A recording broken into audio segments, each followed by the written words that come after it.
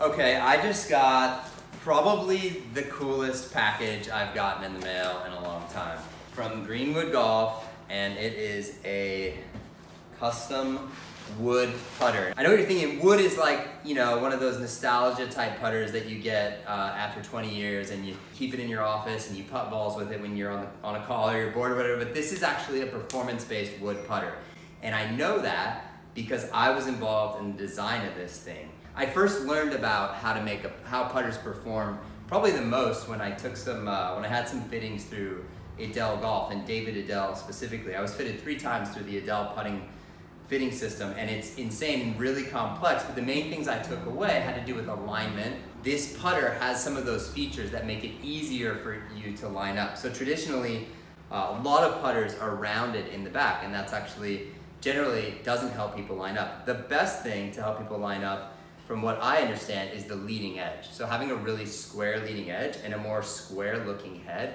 helps us align. Another thing that's interesting is that most putters have 3 degrees of loft or 4 degrees of loft sometimes.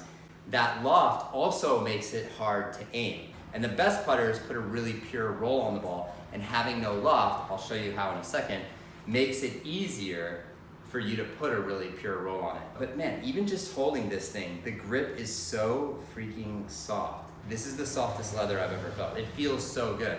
The things that make it perform better are that the head is more square shaped, which makes it easier to aim, that it comes with 0 degrees of loft, which I'll talk a little bit more about in a second.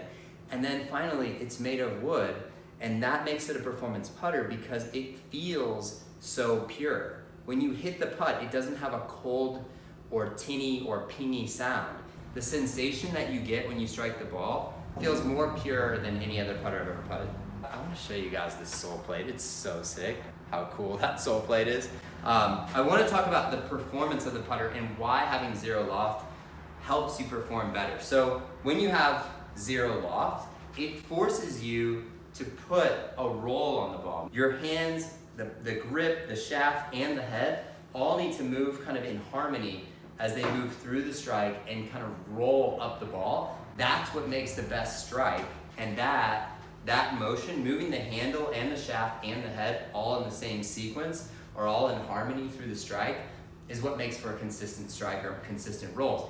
Any extra flipping is going to be changing the loft through impact. It's going to be changing the speed through impact a lot. So you're going to have all this variability and all this difference in what the head's doing through impact. Versus the way you're forced to roll or use this putter, it forces a pure roll and a consistent strike, consistent roll every time. So that's why 0 degrees of loft. And the resonance, the feel that you get from the putter when you use it, makes it really easy to judge the distance. So it's not just springing off of the face, it's not ejecting off of some plastic insert, or it doesn't have that tinny or pingy sound. It has a real natural feeling to it. So that natural feeling resonates, and you just naturally think, okay, I want to hit it that far, and just hit it that far. You just aim it, look where you want to go as far as distance goes, and then just roll it.